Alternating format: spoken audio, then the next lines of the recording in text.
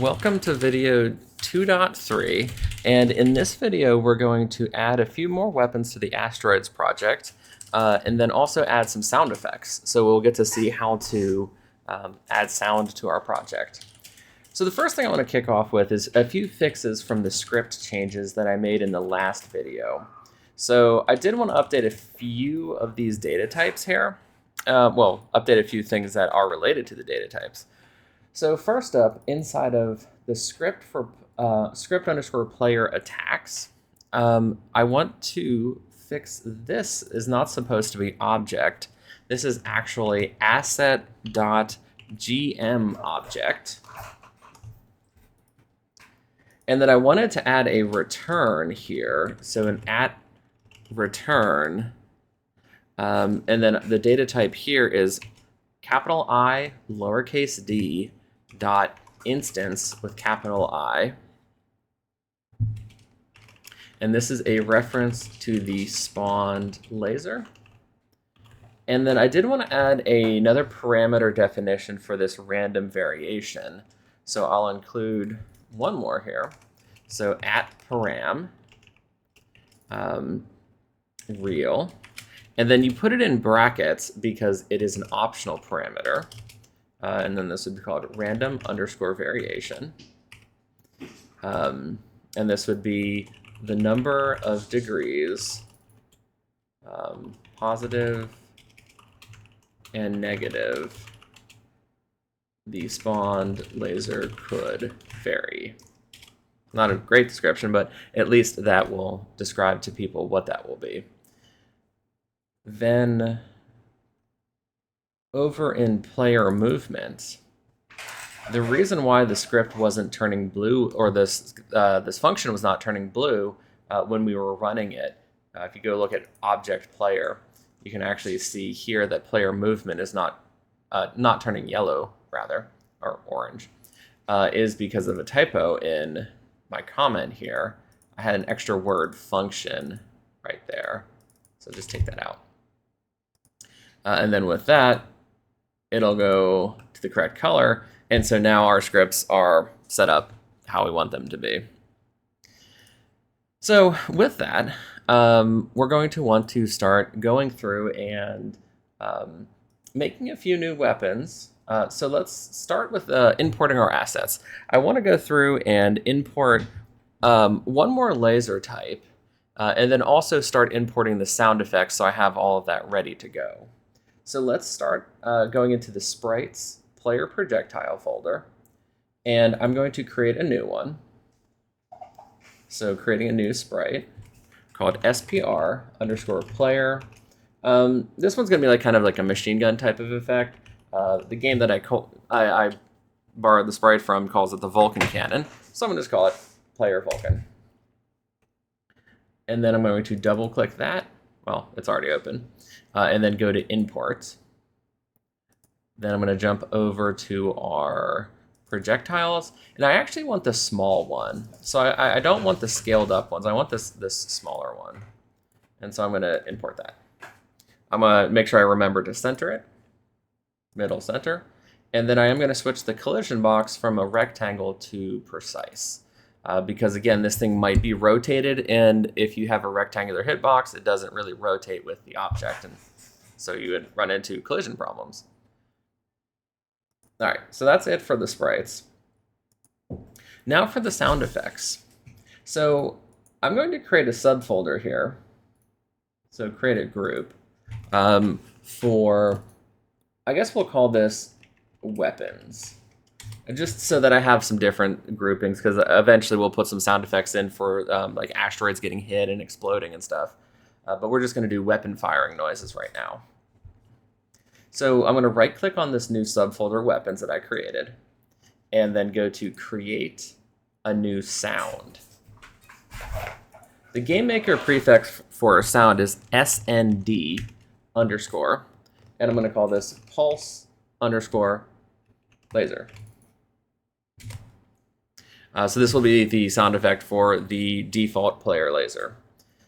So to choose the sound effect, if we click this dot right here, where it says choose a sound file, then we can go into our assets, and then inside of the audio folder, then in the subfolder SFX for sound effects, I have some very poorly named wave files. And for this one, I'm going to use laser. You can import your own sound effects. I have not actually explored which formats it supports. I would assume it supports wave and OGG. Maybe MP3, but I would doubt it. So let's open laser.wav, wave, and we can hear it whenever we can kind of sample it whenever we click that. So if it's too loud, we can always adjust it here, and it makes it quieter inside of the game. So this is a master adjustment that will affect how loud this sound effect is going to play inside of the game. And I'm not going to mess with the other settings right now. We're not really going to play with audio groups. This is a little bit more advanced than what we would need. So that's the only thing I really need. Then I'm going to go through and kind of repeat this process for each of my weapons. So I'm going to close this, and then I'm going to right-click weapons, create sound, SND _ sonic laser. Push enter, and then I'm going to go pick the sound effect that I want. So for this, I think I wanted weapon player. I'm gonna open that. We can hear what it sounds like. Lower the sound a little bit. Otherwise, these sound effects will drive you nuts. Too loud, then they're just incredibly overpowering. Then one more, so create sound SND _ Vulcan. The only one that doesn't fit the same naming convention. And so this one is called Pellet. Like I said, these are some poorly named sound files. And so I'll turn that down a little bit, because that gets pretty annoying when it's too loud. Okay, so there's my sound effects. So I'm gonna close that. And we've got my sprites ready to go, and I've got my sounds ready to go. So with that, let's begin adding a new weapon. So we need to add a new object for the sonic laser. We're going to do this one next. So I'm going to kind of I think the easiest way to go about doing that might be just to duplicate this object and then tweak it.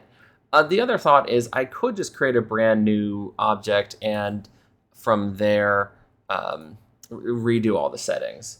So let's do both, because I'm going to create a Vulcan cannon as well. So I'm going to start with duplicating. So I'm going to right click this existing object and then go to duplicate. And I'm going to rename this to object player _ sonic laser. Press enter. Now be mindful of which one you're about to edit. So right now I'm editing the pulse laser. So you will want to double click this and switch the graphic out. So I'm going to switch it over to the green effect. And so that means that under the variable definitions, I'm going to need to adjust some of these. And because it's a different weapon, and that also leads me to kind of the pondering of because it's kind of like I have the settings for the weapons spread across two different places.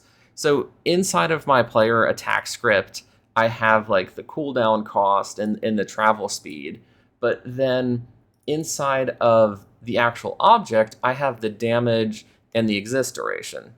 So that kind of creates two different places where the settings for the strength of a weapon is.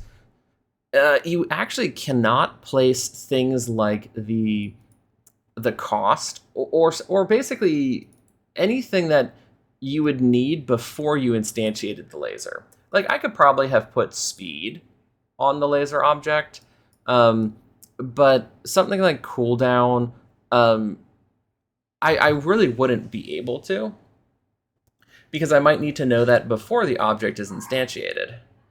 So that does kind of leave me with an interesting problem of, do I just leave the variable set in two places, or do I just manually set them when I create the laser? And so that's kind of a difficult decision from a design standpoint to answer. So what I'm going to do is actually going to unassign these, and I'm going to manually assign them when I spawn this new laser. I will update the color though. So I want the effect color for this to be some kind of green, so it matches. And so that's going to also be the same here. That I'm gonna press this little minus to revert to normal. So my exist duration of 45 and my damage of 10. Instead, what I'm going to do is inside of my player attack script, I might just define them here. So I might just say var pulse laser damage equals 10, pulse laser duration equals 45. And then I could set those on the object that got spawned. So right here, I can just say laser.damage equals pulse laser damage and laser dot exist. Oh, I need to check what that instance variable is called. I think it's exist duration. So laser.exist underscore duration equals pulse laser duration.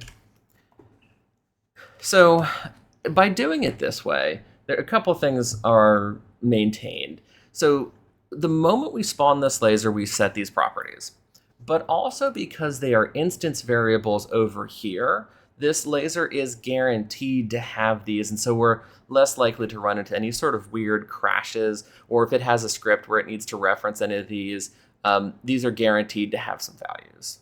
And so that could be one of the solutions for kind of containing all of the traits of a single weapon in one location. And even this isn't the best solution. I think, ultimately your best call is possibly to just load this from some form of data file so that you don't have to recompile your game if you want to change weapons damages. But that is well beyond the scope of a small project like this. So let's go and start putting some stuff for our other laser.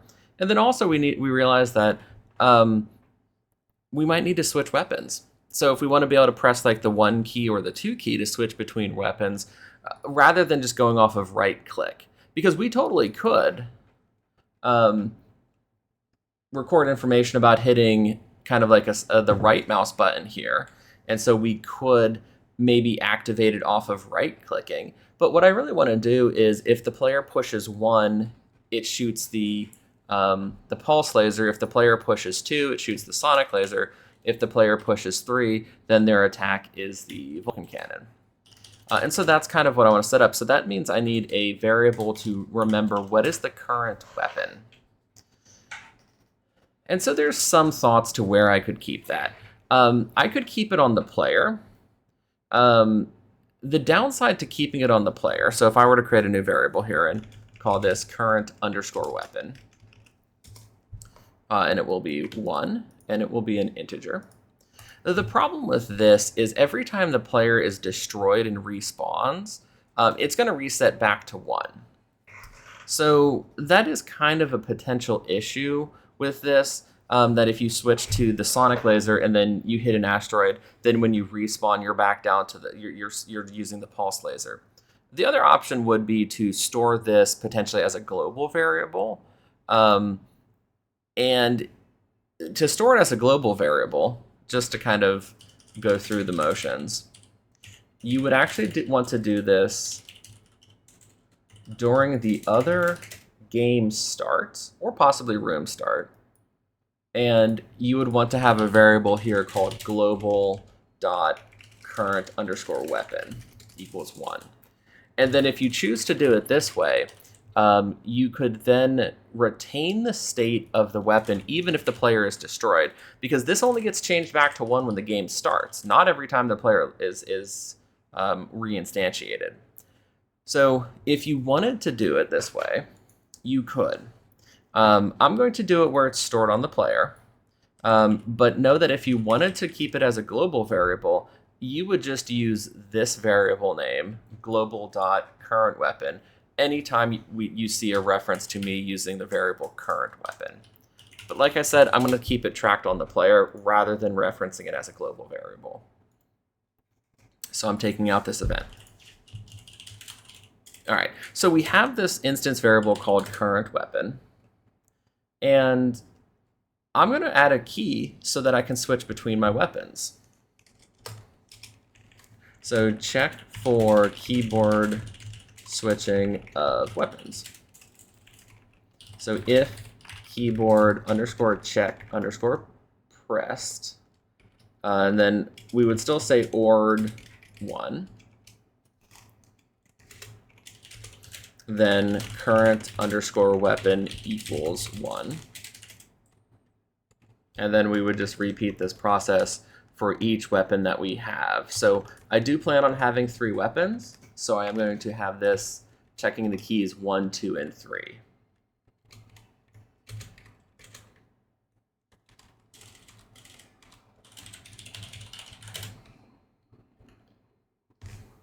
So that whenever the player presses a different button, we're switching my current weapon. Now that this variable is going to be set whenever I'm pressing a key, then I can then have the player attack script look to see which weapon we want to, which weapon we currently have selected, and then use that to determine the logic for spawning which attack. So we're going to head back to the player attack script. And let's go put in this sonic laser that we just created. So, if the primary attack button is pressed and the cooldown is ready, so now we need another if statement inside of here. If current underscore weapon is equal to 1, then we're going to do the pulse laser. Now we definitely might want to start putting some comments on these curly braces because we have a lot of curly braces. So end function, end if attack is pressed, and then end if current weapon equals 1. So I'm going to make an else if current underscore weapon equals 2, and if current weapon equals 2. And then also throw the other one in here for else if current underscore weapon equals 3. So we'll code the Vulcan cannon in there. And if current underscore weapon equals 3. So now we have different sections where we can write the code for each other weapon. So the sonic laser, what I want to do with this is spawn it as like a multi-shot. So that means I want 3 lasers, and they're all going to have a slightly different direction because I want it to kind of come out and pull out MS Paint. So the idea is, here's my ship, and when it attacks, it's going to spawn one of those little pulse thingies right here, and it's going to travel forward. And that's the current direction of the ship. So if the ship is like rotated, it's going to be coming out forward. Then I want to spawn another one and have it come up here. And so basically, that's going to be whatever angle we want, so maybe plus 15 onto direction. And then I want to spawn another one that's going down here. And so that's going to be minus 15. So essentially, I'm going to instantiate 3 pulse lasers so that we end up getting them kind of coming out like this. So when the lasers are flying through, we get like a multi-shot effect. And then we're just going to specify an angle there to make this happen. Although I guess in reality, because the center of the ship is right here, They're going to be coming out of the center of the ship. We're going to take a look at putting a point of reference of spawning on the next weapon, but we're going to spawn out of the center of the ship for this one. All right, so we basically can just do this 3 times.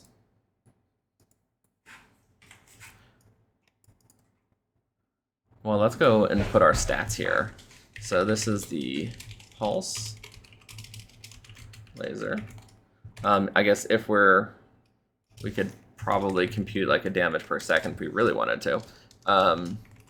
Sonic laser. So this is a stronger weapon, so I'm going to want a slower cooldown for it. So I'm going to pick a value of 12, so it shoots twice as slow. Sonic laser speed. Doesn't need to be as fast, so we might do like 15. Sonic laser damage 8, and sonic laser duration maybe 30. 25, I think. 30 might be too far.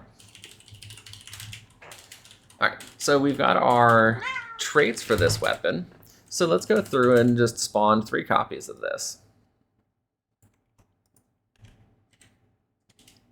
So this is the first copy. I want to make sure I switch the type to being a sonic laser.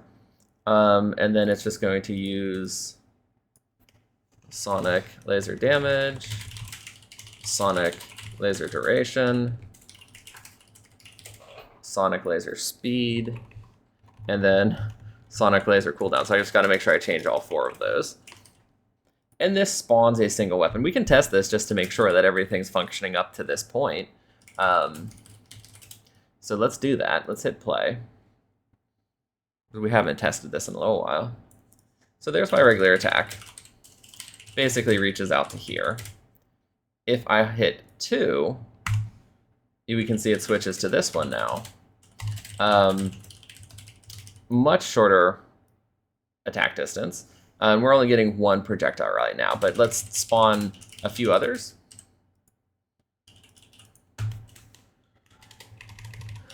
So we'll copy this. We'll paste it there, we'll paste it there. Now we do need to rename laser here. I'll call this laser 2. And I'll call this laser 3. And so for direction, I just want to do plus 15. And then for this one, I want to do minus 15. So it spawns this one with a 15-degree rotation. So that's going to be the upper one. This is going to be the lower one. And then when I hit play, we now have our multi-shot. It looks pretty good. So it shoots twice as slow, but it makes up for it in terms of damage because it's hitting for 8 apiece. So if you hit with all of them, you're actually hitting for 24 damage, whereas if this in the same time hits, it hits it for 20. So if you're hitting all 3 of them, you get a little bit more damage, which is a good trade-off for the fact that it is shorter range. So let's get some sound effects. So we've got 2 different weapons, and we've got sound effects that we can play. So let's make the sound effects happen. They're very easy to do. So right after I apply the cooldown, it doesn't really matter when I do it. The command is called audio_play_sound, and then we just specify the name of the sound. SND pulse laser, comma, this is the priority so that if there's multiple sounds, it decides which ones get cut because it can only play so many sounds in a given frame. And then false, I believe that is for looping.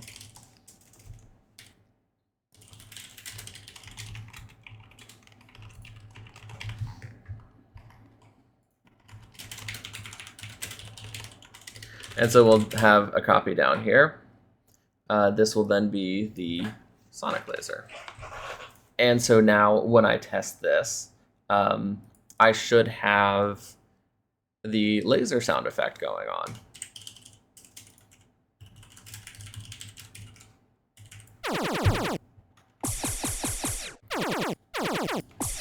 And you can hear that it's two different sound effects. I believe I'm recording my system audio correctly. And now we have two weapons. So there's one last thing I want to do, and that is add in the rapid fire weapon. But I want this to be a little bit tricky. So like all of these weapons have been coming out of the center of the ship. But I want to make one that comes from the sides of the ship. And that's tricky for the rotations. So let's take a look at how to go about doing that. So we need to make our last object for this thing. And instead of duplicating this time, I'm just going to create it from scratch just to go over the process. So we're going to create a new object. It would be called obj underscore player underscore Vulcan. Press enter. Select the sprite. Player projectiles, this little tiny one here. Now it needs to have the parent, so we want to choose this object player projectile. This one that doesn't have a sprite is supposed to be the parent. And then that also causes it to inherit all of these traits. Let's change the effect color. So we'll make this like a little bit more of an orangey red. And that's all we had to do to create a new object. So between copying and duplicating versus this.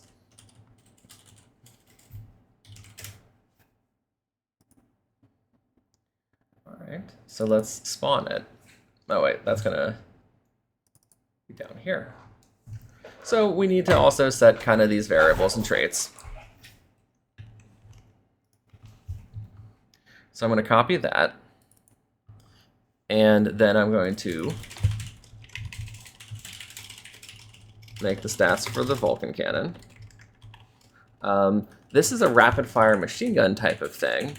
So we're going to make the cooldown pretty small. So let's make the cooldown 3. The speed, well, it can be pretty fast. So let's go with 26. The exist duration, so there's a balancing act between how fast it is and how long it exists for. So let's make the exist duration pretty small. I'm going to go with 12 for now. And then the damage will be 4. We might have to tweak that a little bit. Let me rename this.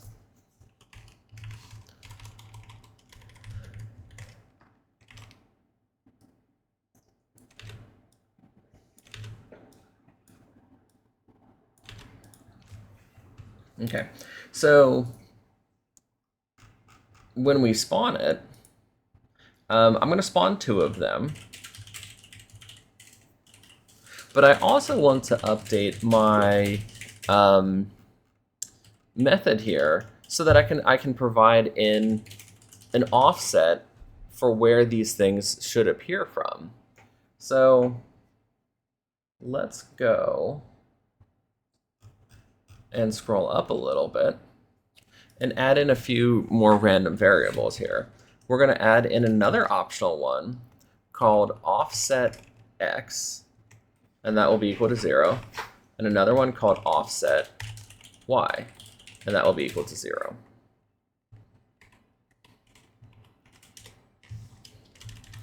So I'll add these to the params. Let's extend this out so it's easy to see. So param real offset x. It's the offset of the spawn location of the laser. And we'll do the same thing for offset y.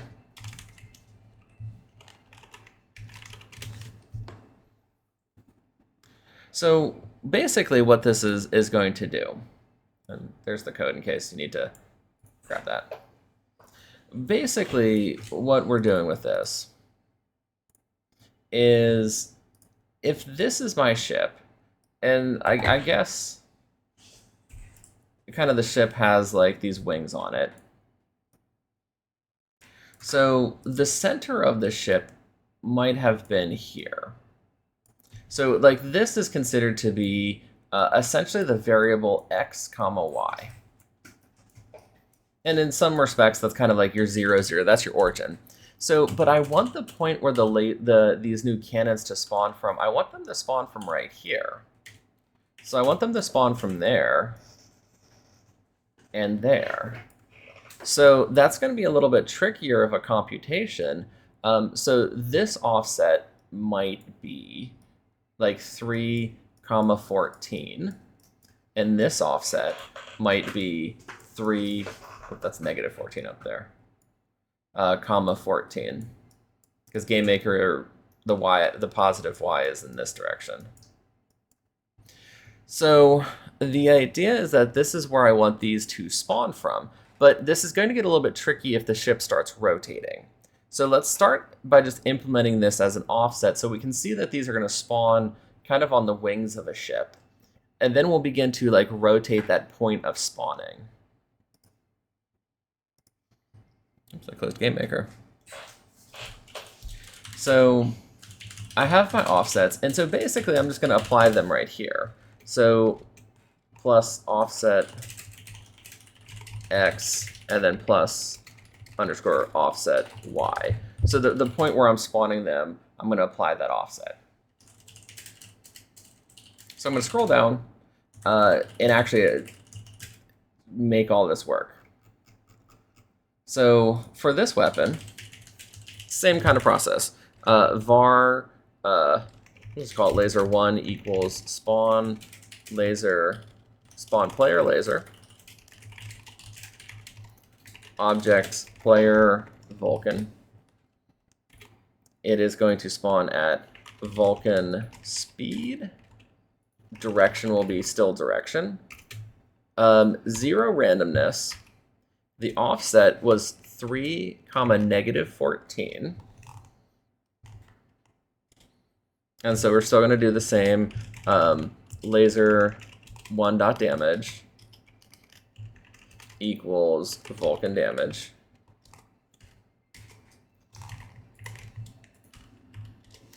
Laser 1 dot exist duration equals Vulcan underscore damage. We're going to do the same for the other one. Call this laser 2. And it's going to spawn at positive 14, which is the lower. So up here, number 1, number 2. And we will pull in the cooldowns and the sound effects. So it'll have the Vulcan cooldown and the sound Vulcan. Okay, so here is my code for that.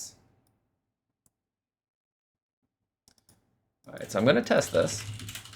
Make sure you've got this updated. And we're going to see how this behaves when we start spawning it or attacking with it. So my ship facing this way. Regular weapon works. Multi-shot works. The Vulcan cannon. So actually it might be forward a little too much.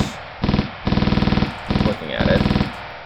So I might need to bring back that X a little bit. And maybe the Y up by 1.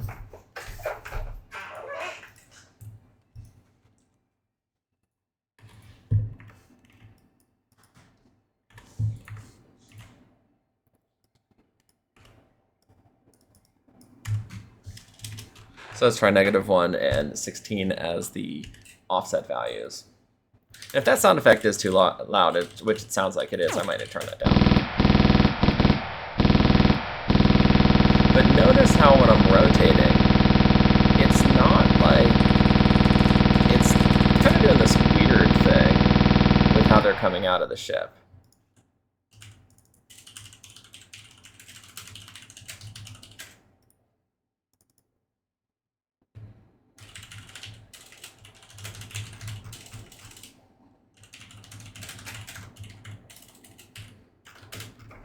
I feel like it needs to be even more exaggerated. But I guess it does travel pretty fast, so maybe an X of -4.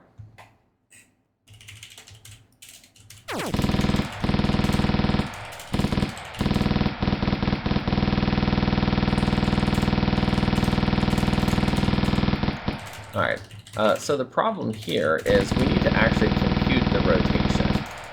And so that's going to be kind of exciting. I'm going to lower its exist duration. Actually, I'm going to lower its speed a tiny bit and drop its exist duration. So the computation for this rotation is actually a little bit intense. It comes from linear algebra. And so if you wanted to actually look into it, essentially if we have an x and y coordinate and we want to rotate it, we create a rotation matrix and then multiply it onto the x and y coordinates. So the formula that we actually want to implement is the new x position is going to be x times the cosine of the rotation minus y times the sine of the rotation. The new y position is going to be x times the sine of the rotation plus the y times the cosine of the rotation. So you can kind of read more about that if you wanted to. But that's going to be the formula that we end up implementing. And you can kind of see some of the justification for how this works. So we're going to do that math right here.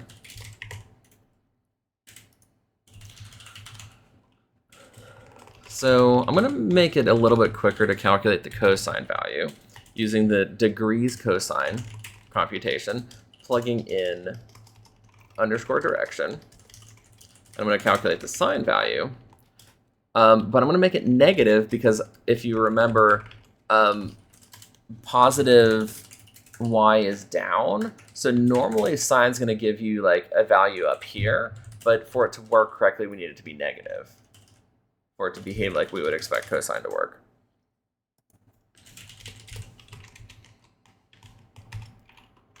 So we'll call this x offset will equal, what's that called? Offset, underscore offset x times, so again, we're trying to implement this formula here. So we're implementing x times cosine of the angle minus y times the sine of the angle. So times cosine value minus the y value times the sine of the angle. So the y offset is going to be x times the sine of the angle plus y times the cosine of the angle. So x times the sine of the angle plus y times the cosine of the angle. And so if we use these as my new offsets, even when the ship rotates, it should still look like it's spawning from the correct position.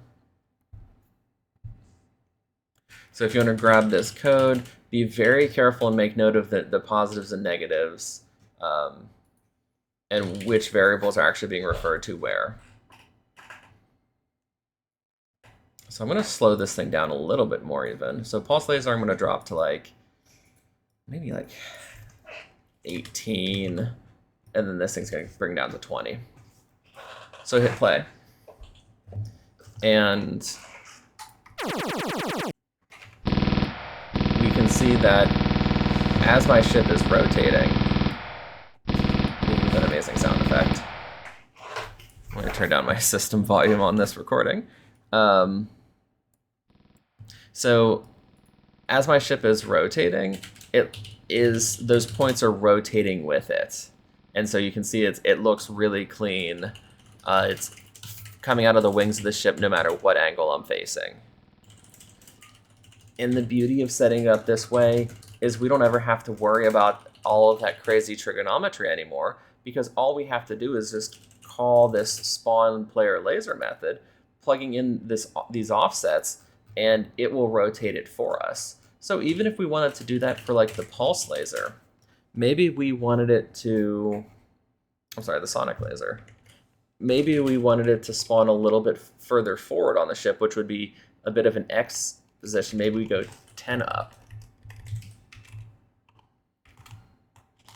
If I can just directly say it.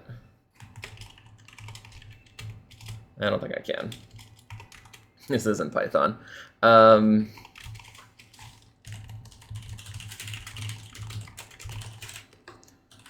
So this is now spawning this towards the front of the ship. And you can actually see that these are spawning more towards the front rather than coming out of the center of the ship. And that it's properly spawning them with a given rotation. So that's going to wrap up this. We've now implemented multiple sets of weapons, and we've even implemented some very complex math to actually rotate the point of spawning. In the next video, which will be the final one for weapons, we're going to implement some UI elements so the player can see which weapon they currently have selected, and they can see some information about other weapons that they could select, and then also implement an energy system to kind of balance how fast the player can attack. So thank you for watching, and I'll see you in the next video.